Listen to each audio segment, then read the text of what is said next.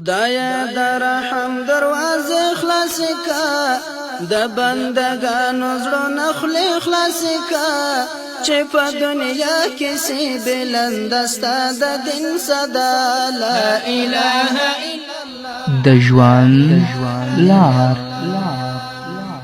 خدایا در رحم دروازه خلاص کا د بندگانو زړونه وړاندې کوونکی مولوي محمد یاسین فهیم. لا اله الا الله لا اله الا الله د ژوند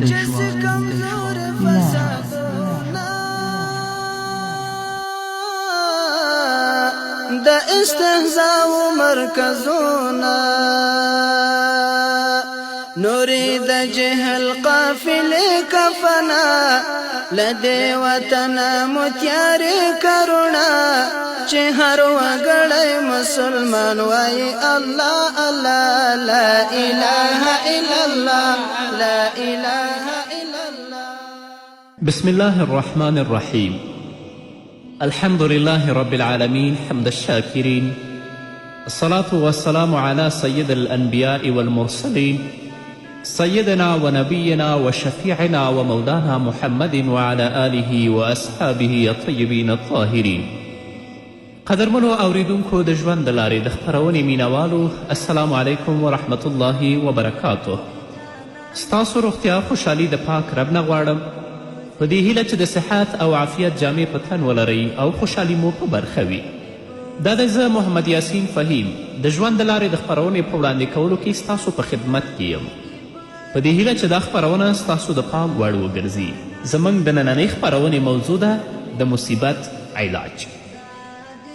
امام ابن قیم جوزی رحمه الله فرمایي که یو څوک په یو مصیبت کې ښکیل شوی وي او ځان ترې خلاصول غواړي، نو ده ته پکار ده چې دغه مصیبت په خپل ذهن کې دومره لوی وانګیري چې راتلونکي ټول مصیبتونه ورته واړه ښکاره شي. که څوک په یو مصیبت کې راښکیل شوی وي، نو غواړي چې د دې مصیبت نه او د دې غم نه ځان خلاص کړي، نو ده ته پکار ده چې دغه مصیبت په خپل ذهن کې دومره لوی وګڼي چې راتلونکي ټول مصیبتونه دې ته واړه ښکاره شي. همدا شان دی د دغه مصیبت په بدل کې ترلاسه کیدونکي ثواب ته سوچ وکړي چې الله دا مصیبت، دا مشکل او دا کړاو په ما راوستی، خو د دې په بدله کې به الله رب العزت ما ته ثواب او اجر هم راکوي.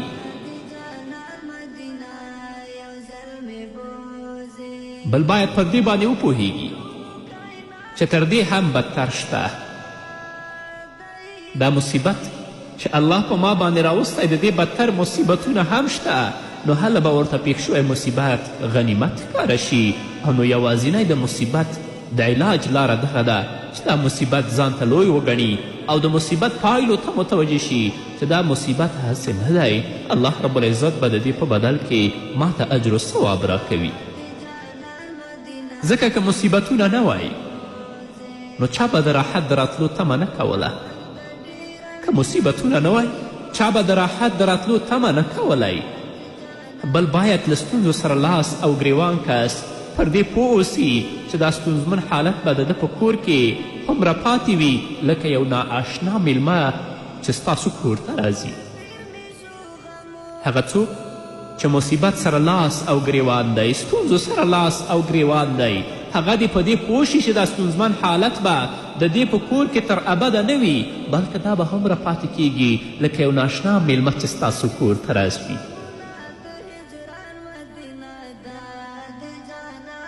ځکه ناشنا میلمه په خپل کار پسې یا په خپل هدف پسې ګرځي، له چا کره شپې او ورځې نه تیروي،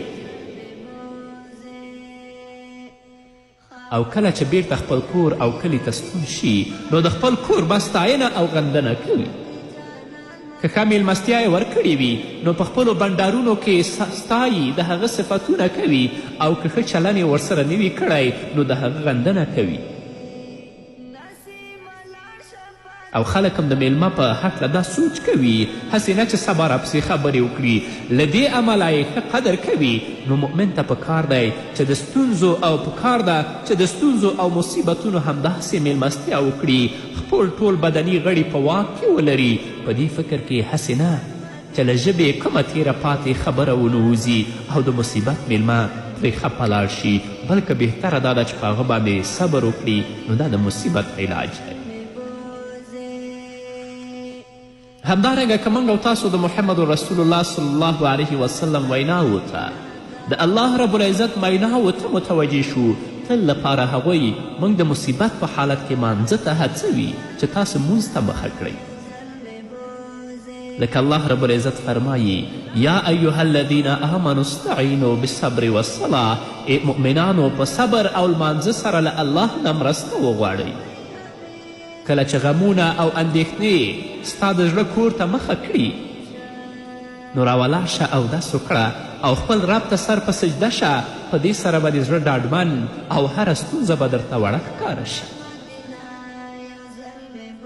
ام المؤمنین حضرت عایشه رضی الله عنها فرمایی کله به چې محمد رسول الله صلی الله علیه وسلم ته کومه ستونزه ورپېښه شوه نو رسول الله به په مانځه ودرېده او بلال ته به دا ویل چې یا بلالو ارحنا بالصلاة، هی بلاله موږ ته په لمانځه باندې راحت راکړه. 5 وخته لمونځ د الله له طرف نه په موږ او تاسو باندې دا د الله ستره لورونه ده چې په موږ باندې کړې ده، ځکه په دې سره ګناهونه بخښل کیږي، درجې اوچتیږي او د ډیرو بدني او روحاني ناروغیو شفا پکې نغښتې ده چې الله به په دې مانځه باندې تاته شفا درکوي. نو چې کله په مصیبت کې راګیر وې، په کړاو کې راګیر وې، مصیبتونه راګیر کړی وې، نو ودرېږه الله ته په مانځه باندې د خپل مصیبت الله سره شریک که، د هغه د حل او د هغه د مشکل حل غوښتنه ته د الله نه وکړه. هیله ده چې الله به درته حل کړي. دا نه چې په مصیبت په حالت کې، د ستونزو په حالت کې بې صبره شي او په داسې خبرو باندې خوله خلاصه کړې چې تا نه الله ناراضه شي. نه، الله ته متوجه شه، دا مصیبت ځان ته لوی وګڼه او داسې وګڼه چې دا مصیبت به تل لپاره په ما باندې نه وي او د مصیبت پایلو ته متوجه شه چې دا هسې نه دی، الله به په دې باندې ما ته اجر و ثواب راکوي. نو صبر وکړه، زغم وکړه، الله به نعم البدل او د دې نه ښه شی تا ته درکوي. تاسې هغه چا ته متوجه شئ چې هغه لمونځ نه کوي او جماعت ته یې شا کړې وي، په ظاهره به درته خوښ او ژوندی ښکاري، خو د روحانیت له پلوه هغه مړ دی. هغه څوک چې منځونه نه کوي، جماعت یې شا کړې وي، تا ته به دا ژوندی ښکاري، خو د روحانیت له پلوه دا انسان مړ دی. ځکه داسې کسان تل په یو نه یوه اندېښنه کې ښکیل وي. خو که ته جماعت ته لاړ شي، الله ته مخه کړې، د خپل راز الله سره شریک کړې، الله به د ستا ټولې ستونزې حل کړي. همدارنګه د مصیبت په حالت کې په دې باندې انسان باید پوه شي چې دا د الله له طرف نه دی. یوازینی علاج یې څه شی دی؟ صبر دی. که زه او ته صبر ونه کړو نو څه به وکړو؟ آیا تر صبر پرته بله چاره شته؟ نشته، بلکل نشته. ابابکر صدیق رضی الله تعالی عنه یوه ورځ ناروغ شه، مریض شو. د طبیب د راغوښتلو په اړه د حضرت ابابکر صدیق نه پوښتنه وشوه چې آیا طبیب او ډاکټر درته راوغواړو؟ حضرت ابابکر صدیق رضی الله عنه ورته وفرمیل چې زه طبیب کتلی یم. خلکو ترې پوښتنه وکړه چې څه درته وویل؟ ابابکر صدیق ویل چې طبیب الله وایي زما چې څه خوښه شي هغه زه کوم. صبر وکړه، هو الله ته صبر وکړه او خپلې غوره پایلې ته انتظار وباسه، ځکه چې د صبر میوه خوږه وي. خپل ویښتان مه شکوه، خپل مخونه مه شکوئ، د خپل جامې او ګریوانونه مه شکوئ. د مصیبت په حالت کې صبر وکړئ او دا وګڼئ چې دا د الله له طرفه دی دا مصیبت، او د دې ښې پایلې ته انتظار وباسئ چې هغه جنت دی او اجر و ثواب دی چې الله پرې درکوي. تاسو د علماو کرامو، د صحابو کرامو سیرتونه او کتابونه ولولئ چې د غمونو انبارونه به د هغو په سرو پرېوتل، خو د حق لپاره به کله لکه د غرونو ثابت ولاړ ول. یوازې دا نه، بلکې د مصیبتونو مقابله یې کوله او حوادثو ته به یې ننګونې ورکولې، تر دې چې د غمونو له ترږمو به په راوتو بریمن شول. الله به هغوی کامیاب کړل او صابرین تل لپاره کامیابه وي. او بل دا چې ځان ته پخپله ته مصیبت مو جوړوه، د ټولې نړۍ غمونه په سر مه اخله، ځکه څه خلک داسې وي چې پخپله بستره د خوب لپاره غځېدلي وي، خو په مغزو کې نړیوالې جګړې اوړي را اوړي. د خوب لپاره